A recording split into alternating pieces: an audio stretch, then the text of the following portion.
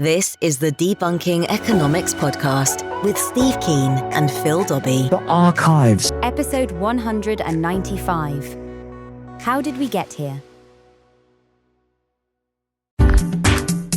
So how did we as a population allow the coronavirus to happen, for it to spread so widely and wildly, for us to be seemingly so unprepared for a disaster of this magnitude? Every health system, it seems, just doesn't have the equipment it needs. Policymakers seemingly have been making calls on the fly on how to support the population and keep the economy alive. But are they making the right decisions? And how will life change when all of this is over? Will we have learned anything? I'm Phil Dobbie. Nick Hanauer is joining us today as well, along with Steve Keen, of course, on this free edition of the Debunking Economics podcast. Well, geez, today 3.3 million people are now filing for unemployment support in the United States. That's up from 281,000 a week before. That's a sign of the economic impact of the coronavirus. It's going to get worse, of course, the longer it goes on.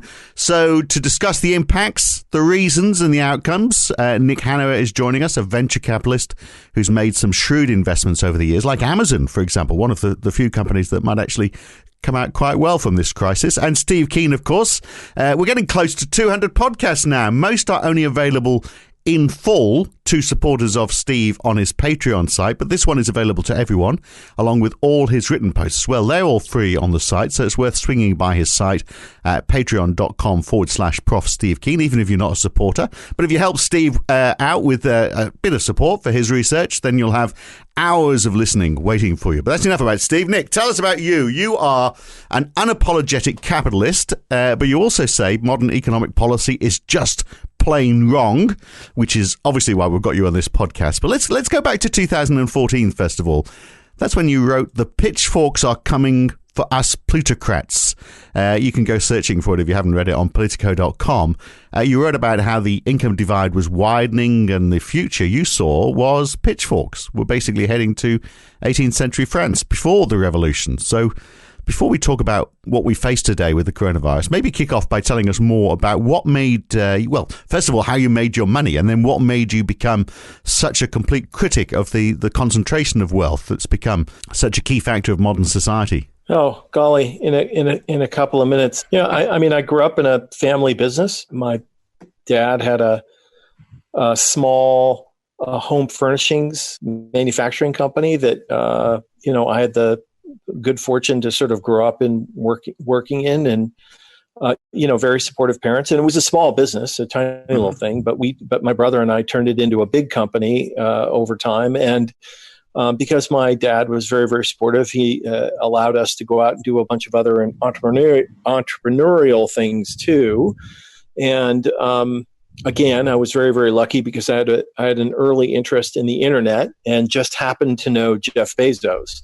And he ended up sending his stuff to our house in Seattle from New York, and I became the first investor in Amazon.com. And from that, and obviously made a shit ton of money doing that, and then started a mess of other technology companies, including what became one of the largest internet advertising companies in the world, the Quantive, and then helped start a couple of dozen other companies across a really broad range of industries. But, I've always sort of had an interest in civic and political things. And I don't know. I mean, I just think if you're being sort of psychologically honest, if you have the capacity to be psychologically honest, it's very hard to look at the concentration of wealth that has occurred over the last 40 years in the West and not think, well, that's not going to work out very well in the long term. You just have to be an idiot not to think that. It doesn't seem to be a stretch. It doesn't seem heroic. It just seems obvious to me. And that in particular is not going to work out for the people at the top, who are inevitably going to come tumbling down too. And so, I've been on for at least 10 years, been on this sort of mission to try to get people to see that we can have a different arrangement. And that there are countries that have a different arrangement, and they're generally better off and more secure and less polarized and less fragile. So do you get this question asked a lot? Isn't it easy for you to take that position when you've made so much money from investments? And what are you doing to distribute that wealth? Well, I mean, I'm now a full-time civic activist, and I'm using all of that money essentially to try to create the kind of political and economic change that I think the world needs. And the most scalable, effective, and leveraged way to do that is to change the laws which frame up economic policy. By the way, I should mention to everybody, if the internet seems a bit dodgy today, it's because we are talking in 3 different time zones. I'm in the UK, Nick, you are in North America, and Steve, you are in Thailand. But we'll come to Steve in a second. Let's look at the situation we find ourselves in today, though, Nick. I mean, this is a failure of capitalism, isn't it? We've become so obsessed now, haven't we, with making money. We haven't been spending money in places where we needed it to be. So we just haven't managed risk. Well, absolutely not. And, right now, what it means when you characterize government as the problem and not the solution for 40 years, and when the watchword of the Republican Party is that you want to shrink government down small enough so you can drown it in a bathtub. Those are literally the words of one of the leaders on the right, Grover Norquist. And to my knowledge, every single Republican congressperson and senator has signed his no taxes pledge. And as a consequence, certainly in the United States, the federal government has been virtually helpless in terms of responding to this crisis. Now, that relative lack of capability, of course, is compounded by having a president idiot in charge, and so any difficult situation will be made much worse when you have a person of as limited capacity to deal with something like this as President Trump. It's all going to be over by Easter, he's saying. No. And so when you have a very stupid person and a very dishonest person in charge, of course, that makes things all the worse. Yeah, but even if we had big government rather than small government, I wonder how you can mitigate risks like this, something that's just come out of left field. Because, I mean, if you look at airlines, for example, who really are going to struggle after all of this, if you look at the annual reports, the risk section of these airlines, they'll list the risks as things like currency exchange, industrial relations, government policy, oil prices, which is the least of their worries right now, of course. No mention of global pandemics, which could wipe half of these airlines out. No, of course. And to be clear, nobody can predict a pandemic, right? Like, this is a serious global threat that wasn't in particular anyone's fault. And the scientists have been warning us every year for dozens of years that this was going to happen eventually. Bill Gates I actually was in the audience at TED when Bill Gates made a wonderful speech about this. I think it was 5 or 6 years ago, predicting a pandemic and saying that we should prepare ourselves. But of course, you can't know that the pandemic is coming, but you can understand the economy in a way which invites you to make your society resilient to these sorts of shocks.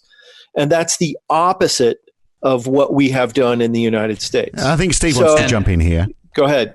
I'd say, and actually, it isn't possible to predict when a pandemic is going to occur, but it was possible to predict that one is inevitable at some point.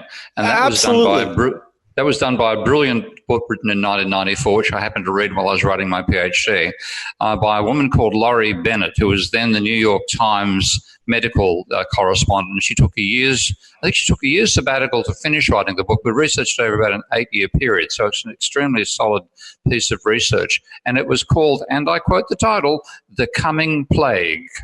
And what she explained was that we are, of course, a vehicle for pathogens. We might think we're highly rational, intelligent, species that is so smart we invented the digital watch. But all that a pathogen thinks is we're an interesting vehicle in which to reproduce itself. And her point was that there have been several virus strands which we've competed with over the years, the flu being the most important. I think, from memory, she said the flu actually has 4 strands of DNA, which makes it extremely complicated.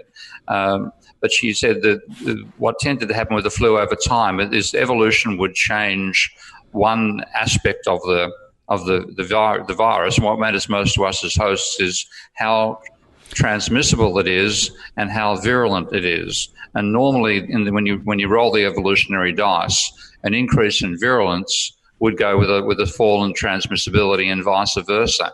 But she said it's only a matter of time until the dice go in the same direction. So you have an increase in virulence and an increase in transmissibility.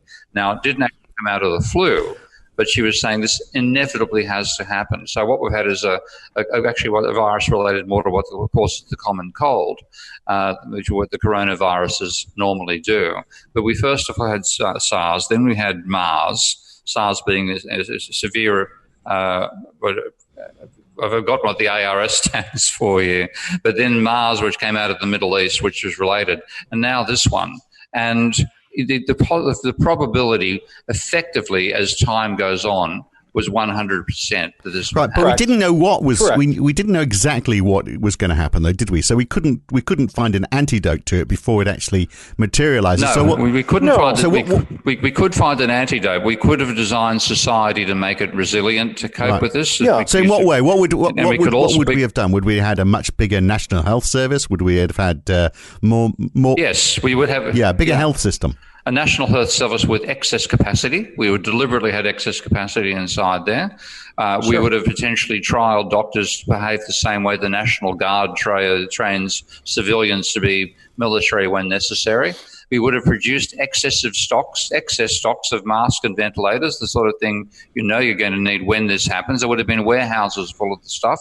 But most importantly, we would have designed a manufacturing and distribution system which had short supply chains and resilience built into it. We would have emphasized local production over globalization. And we would have had health systems which were built up to be able to have free or preferably pay to be monitored health monitoring systems, so we can easily identify who's carrying a disease when it comes out. And we would have an emergency monetary systems in place that when there was a need, and there obviously is a need right now, to shut down the financial system in terms of people no longer requiring people to have a wage to get paid, no longer requiring to have profits, frankly, to get an income. We would have had some form of universal basic income framework established right now. And of course, we've done the precise opposite of all that. And a large part of why we've done it is my delightful profession of economics, which completely ignores any of these issues whatsoever and has walked us, the Dr. Pangloss, right into a crisis which could kill quite a few of the people who got us into the situation in the first place. Not to mention the rest of the world. Now, here's an interesting juxtaposition. You mentioned universal basic income there. In the UK, the Chancellor is giving money to replace wages, 80% of wages, for people who've got a job, but not doing anything for the self-employed. Nick, on your side of the ocean, we see that this bill, which has now finally been passed, is basically saying, yes, $1,200 into every adult's bank account, $500 in every child's bank account. Yeah. Basically universal basic income. That's a step in the right direction, isn't it? Yeah, it is a step in the right direction. Yeah. Let Nick talk, Steve. We're coming from the wrong direction. Talk, Steve. Sorry. I think that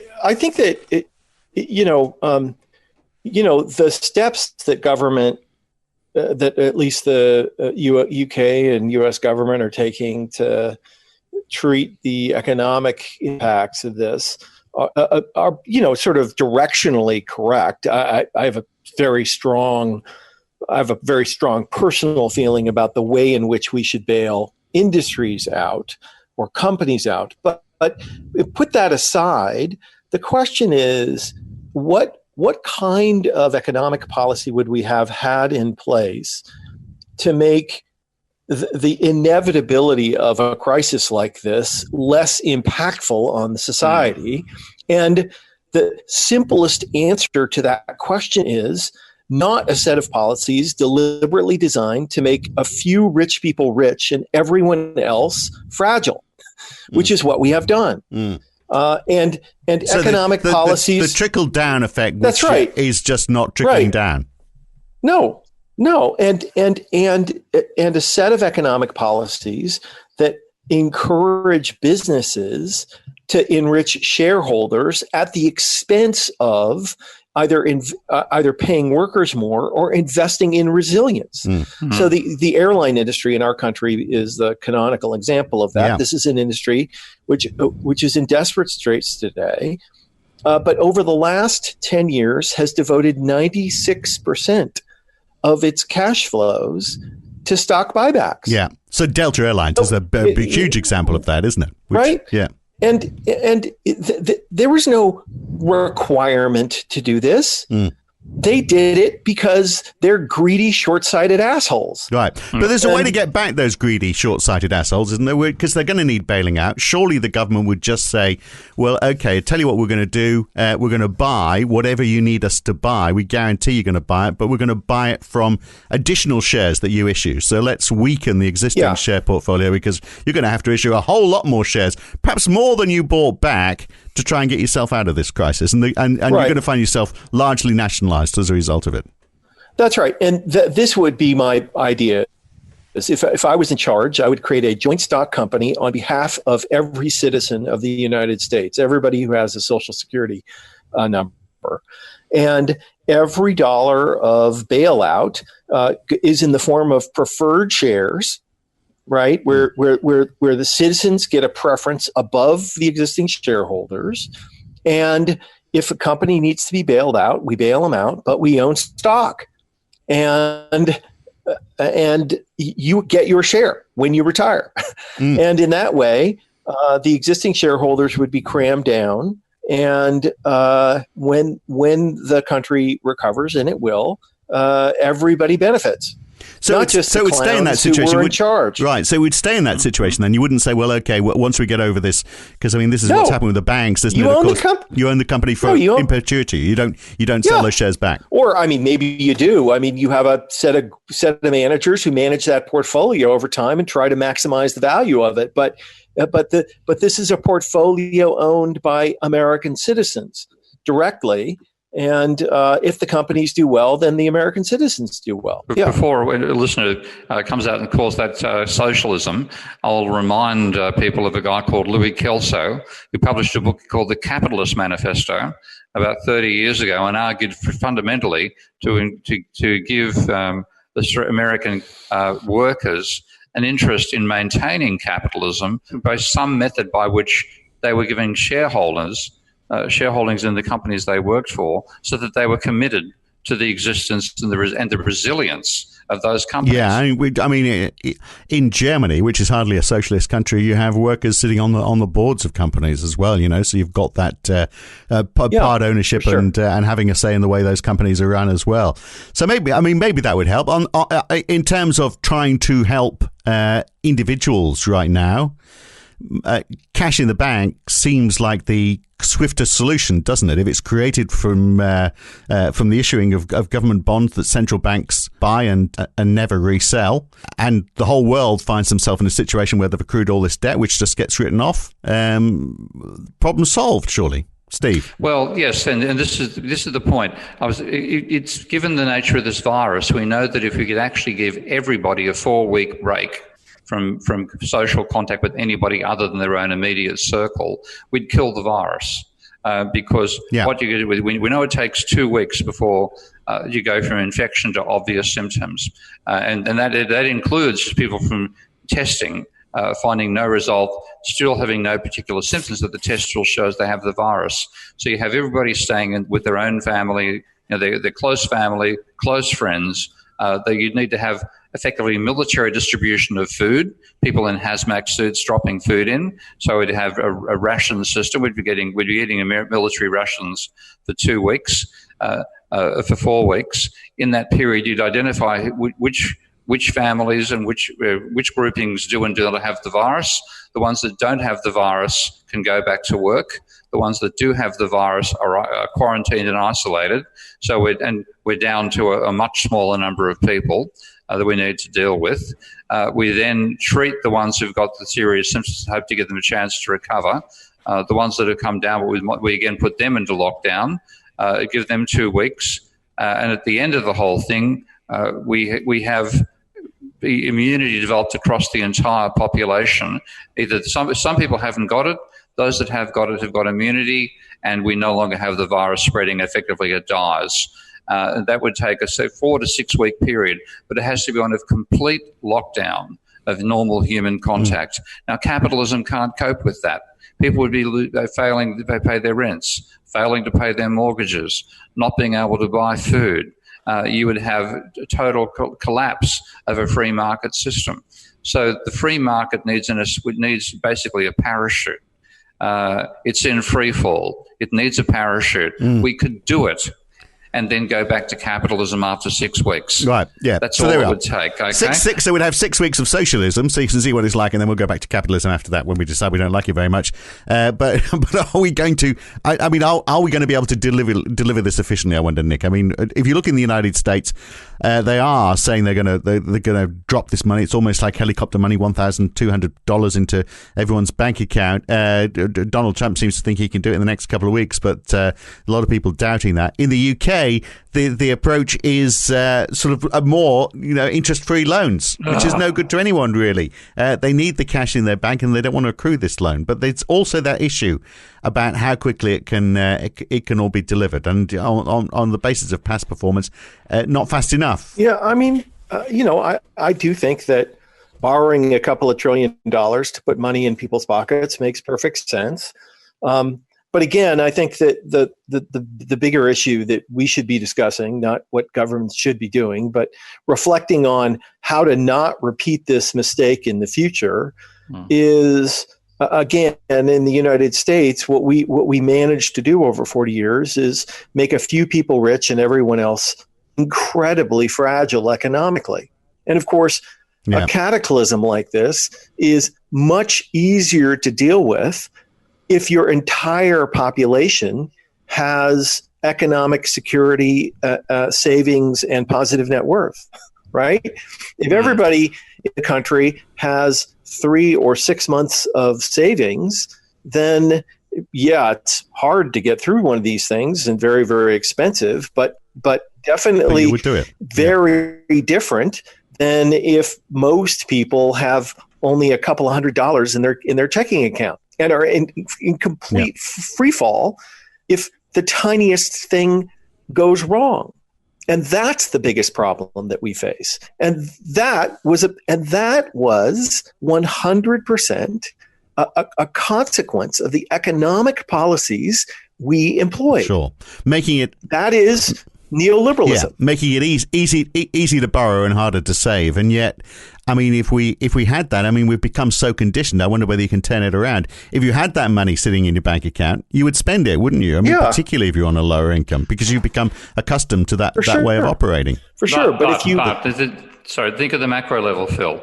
If everybody has a large amount of money in their accounts, which is generated by the state, and circulating in the economy, if you spend, it comes back. You have a circulating system. What you really need is to have everybody having substantial positive net equity. Okay. Now, if you're thinking in terms of assets minus liabilities equals equity, which is the fundamental law of accounting that applies to everybody, if you have just privately created money, banks are required to have positive equity, otherwise they are bankrupt. That means the rest of society has negative equity. The way around that is you have to say what institution in society can cope with significant and permanent negative equity. And the answer is only an institution that owns its own bank. What's that? That's the government. So if the government created a large amount of money distributed to people through a universal basic income type system, that spending of money would, even though he'd be spending it, it'd be coming back to you in various forms, various directions. And that would mean everybody had a financial and monetary buffer, which the government absorbed because it can handle negative equity because it's its own bank. Now, if we're aware of that, we would never have gone for the madness of trying to tell the government, try to run a surplus, which of course means it takes money out of the private sector, which is doubly indebted, first of all to the banks and then to the tax revenues exceeding government spending. So we've set up the thing entirely in the wrong way, and we're now finding out the hard way just how deadly that is. Yeah, well, I wonder if we are finding it out because, I mean, as I say, the approach in the UK seems to be if you're short of money, we'll make it easy for you to borrow. And then miraculously, we're going to come out the other end of this and the economy is going to bounce back. How is the economy going to bounce back if everyone's deeper in debt? Indeed. I'll hand it over to Nick on this one as well, but that's the point. We've got a whole set of contradictory, stupid policies. Yeah. I mean, look, here's the thing is the United States of America in 2017 pushed through about a $1.5 trillion tax cut, mostly for rich people and big corporations. Now,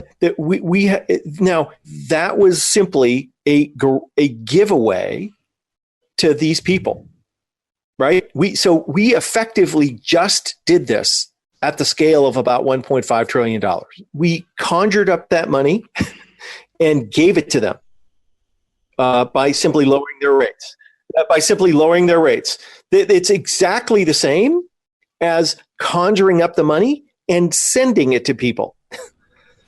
These two things are exactly the same. But hang on a second, Nick. The whole idea, of course, we know, because we were all following it so closely, the idea of those tax cuts for the rich people was that they were going to use that extra money to invest to create more jobs, and then the revenue from those extra jobs was going to come back and cover all the losses from those extra tax cuts. And of course, how's that working out for him? Yeah, that was a lie. Of course, as we all know, that was just a lie, the same trickle down lie. But it does. But I mean, I just want to be very, very clear that the United States government did a thing like this $2 trillion recovery a year ago, but in the form of a tax cut for rich people. And so, so how are we going to pay for that last $1.5 trillion tax cut? No idea. There was never any plan for paying that back. It was just added to the deficit. Yeah. And now we're going to add another couple of $2 trillion to the deficit, which, by the way, relative to the size of the American economy, is not that big a deal. It was criminally stupid to give this tax cut to people last year. And by the way, it was me. If I was in charge, I would be trying to pay for this $2 trillion with a big tax increase on the wealthiest citizens in the United States right now.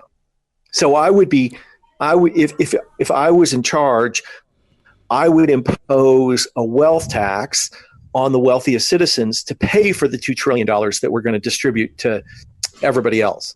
But that's probably not going to happen. Well, if I was being your economic advisor, Nick, I'd be saying let's do it more cleverly than that. And that is that let's dilute their wealth by creating additional money at the government level and distributing to everybody on an equal basis.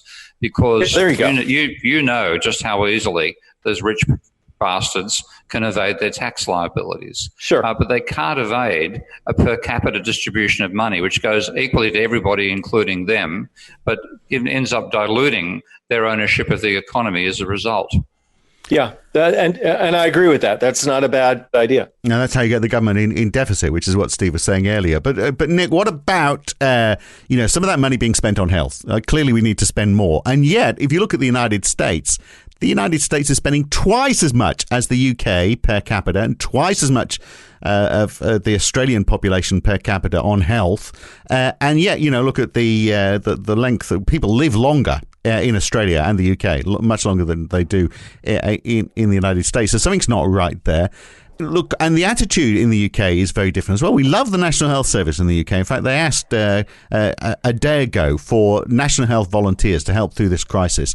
They got 500,000 people in 24 hours. Oh, that is volunteering. That's cool. I know, pretty incredible, isn't it? Yeah. So the upshot of all of this is it's going to be impossible now for any government to come along and make cuts to the National Health Service like we've been seeing over the last decade here.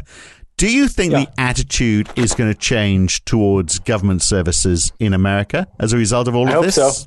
I mean, the American healthcare system is basically the world's largest price fixing scheme. That's the only way to really understand it. And hopefully enough Americans will have the crap scared out of them so that they will demand change. But who knows? Explain a bit more about how you see it as a price fixing scheme. Oh, that's just what it is. I mean, it's this elaborate, complex system designed to enrich the economic players in the system rather than deliver price effective healthcare to people. It's a classic case of where a so-called market arrangement doesn't work. And there's a role for the market in obviously in biotechnology and healthcare and so on and so forth. But letting private equity firms dominate the hospital business, for instance, is just idiotic. How should it be arranged then? And in particular, if we're looking at, for example, if we're looking at how to find the answer to the current virus, if we're looking for the cure for the coronavirus, who should be doing that and how should it be paid for? Oh, I mean, there are a lot of private companies that do research and development on this stuff. I'm not saying eliminate private companies from the healthcare system, but obviously the funding for that should come from the federal government, and people should pay the federal government to do these sorts of things. I believe in the free market. It's just that the American healthcare system is an abomination. And when people ask me what should we do, my usual answer, and it sounds glib, but it's not, is make a dartboard with the systems of the other 20 industrialized nations, stand back 10 feet, throw a dart, and just do whatever they're doing, right? Like just pick one. Pick Canada, UK. Australia's got a pretty good system. Yeah, Australia, New Zealand, just any other healthcare system but our own. Maybe not Sierra Leone. Yeah, I mean, like in terms of the Australian system, having experienced the UK and the Australian and seeing the European ones in operation as well, it was a very sensible scheme brought in by the Whitlam government in 1972/3, which had the individual pays 85% of the cost of any service. Pays 15% of any cost of any service, and the state pays 85%. And it was also possible for individual medical providers to agree to just accept the 85%, therefore charging the private person nothing. And you can, if you want to get, if you have enough money, you can pay for private surgery or private treatment to get you ahead of the overall public system. But the idea was that everybody had health care, because health care is one of these classic things that economists talk about and then bloody well ignore, and that's a public good. And with the classic instance we're seeing now of how decent healthcare is a public good is that the most recent prominent victim of the coronavirus is Prince Charles. So this is one case where the wealthy should be paying to avoid the cost of shaking hands with somebody who's poor, who's got a disease they're going to pick up. And this is one case where the whole idea that private provision is better in every sense is simply wrong. Yeah, I'm sure he's being well looked after, mind you. So, question for both of you: what do you think will change at the end of this? I'm going to put it out there first that I don't think anything's going to change, because I think we'll get to the end of this and everyone will say, "Oh, that was a once in 100-year event, so we don't need to worry about it for another 100 years." Nick, what do you reckon? Golly. I always am reminded of the are you guys acquainted with the American social critic H.L. Mencken? Did a lot of very smart and funny things. Yes. He said, never underestimate the stupidity of the American public. Yeah. He also said that there's to every human problem, there's a simple solution, which is neat, plausible, and wrong. Yeah. And that pretty much characterizes the neoclassical economic theory. Yeah, exactly. Exactly. I don't know. I'm hoping that Americans conclude that the people who told them that government should be small enough so you can drown it in a bathtub are frauds. And that we do have an interest in what we do collectively together, and that our government should be well-funded and strong and capable. and that they conclude that economic policies that enrich the few and impoverish the many make no sense for all sorts of reasons. But when you're dying, it's even more vivid. And that, it makes the country, more sensible and less libertarian. Yeah, I'm going to put another curly out there, and I think this is just a warm up. I mean, I think it's incredible that all this stuff happened in a year called 2020, when we associate 2020 with vision and hindsight. In hindsight, would we have done what got us to where we are now? The answer is no effing way. Something was seriously wrong with the direction we led society into if this happens. And the thing is, as soon as we relax from it, something else is going to come along, because what we've done is allow humans to completely dominate this planet as if the rest of it is just a sideshow we don't actually need to worry about, when in fact it's the environment in which we manage to survive. So I've been looking at, going way back, looking at the work of the group called the Limits to Growth, which has been derided and rubbished by conventional economists, they could accuse anybody who points out the dangers, which coronavirus is an example, as being a Malthusian. But the reality is they're what we're called Panglossians. They can see no problem at all in this absolutely perfect system and push you further and further into such stage that it ends up doing what it's doing right now, which is breaking down. We had the fires in Australia at the beginning of the year. Then we had floods in Australia, as it happens. Now we have coronavirus. California is going to have fires again this year. All this stuff. We've got locust plagues in Africa. Add that to the list. And these are things which can be traced not to to global warming and climate change. They can be traced to the pressure that humans are putting upon this planet, on which they are the peak predator. Now, I've seen there's some interesting research very recently to try to say how much of the mass of the planet is devoted to different species, and that measuring us in terms of the carbon content of different species. Now, plants make up 450 gigatons.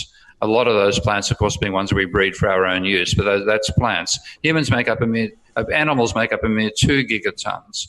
When you take a look inside that 2 gigatons, humans are 0.06 gigatons.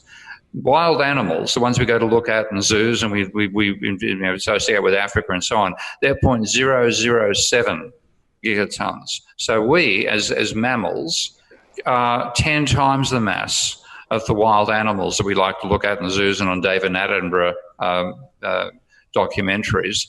Our livestock are 0.1 gigaton. That's 20 times what we are. So we end up being 96% of the mammalian mass of the planet. And we've done all that, believing we can continue doing it indefinitely. Well, sorry, guys, if we become any more of the mass of the planet, there's not going to be a remainder of it to keep us alive. And that's the situation we've got into. Okay, so one question to finish with then. If we're going to drive change, and it sounds like we need to stop this happening again, but also, as you say, the bigger issue about how we save the planet, just that small job, how can we do that as a series of nations working independently? Because we've been through a good 5 or 10 years where the word sovereignty has been overused. We've got an American president who's very much America first.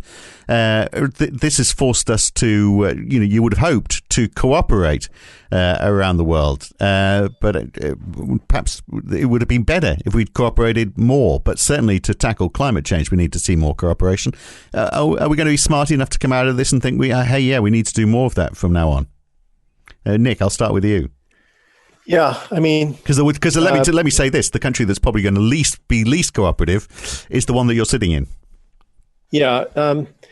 Well, I mean, again, like I said before, I am hopeful that if there's a silver lining to this crisis, it will be that people take these risks much more seriously and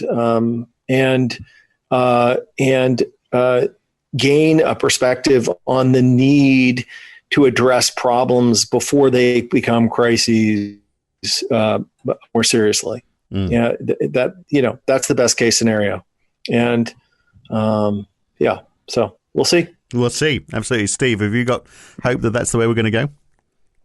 I think we're going to realize that we have to have a focus upon resilience rather than just efficiency. If anybody comes out and talks about this is more efficient, they're going to be saying, yeah, but what about resilience? Now, that's a change. That's going to be pushed back to the whole neoliberal agenda. Yeah, so I see that as being a possibility. I agree. But I think if you think about this geopolitically, this virus, of course, began in China.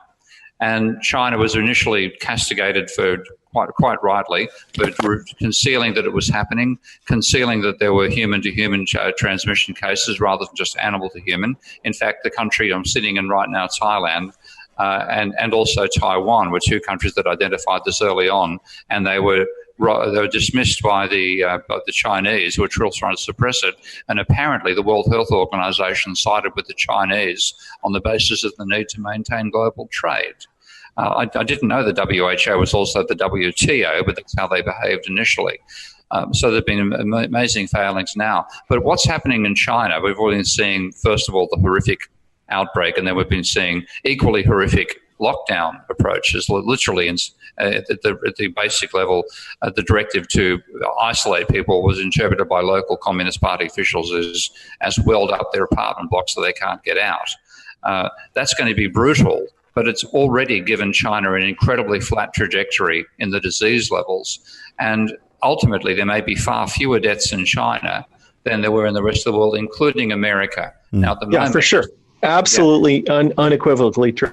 Well, I mean, Italy, what that means, Italy and Spain have already surpassed. And the United States is not far behind now. Absolutely. Yeah, for sure. Yeah, the Chinese did it right. And that's going to validate a strong state. At least for the Chinese themselves, they're going to say, yes, having a strong state is better than the Western system. So in terms of what's going to come out of this stronger, it's actually going to be the status systems which their citizens have more faith in. So Chinese will end up having more faith in China, and Americans having less faith in America. Jesus, I'm out to look for the local council worker who's welding up my front door now. It got me petrified. Look, I really wished we'd had you on when we could have talked about something more fun, perhaps a little less severe. Okay. Maybe we could have talked about the underlying topics without having this virus hanging over us. But look, it'd be great to have you on. Can we get you on again sometime soon? Absolutely. Thanks, guys. Yeah, and thank you. Okay, take care. Bye. Nick Hanauer and Steve Keen, of course. By the way, Nick has a weekly podcast as well called Pitchfork Economics, which is almost as good as the Debunking Economics podcast. If you like this, you're going to love that podcast too. We'll be back again with another one fairly soon. I'm Phil Dobbie. Thanks for listening.